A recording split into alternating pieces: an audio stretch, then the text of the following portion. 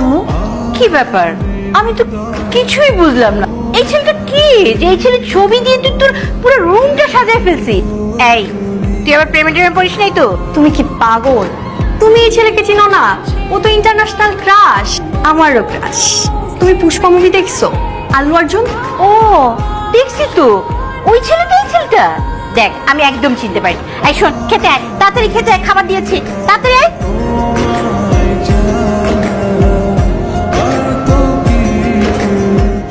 এদিকে এসো, এখানে আসো।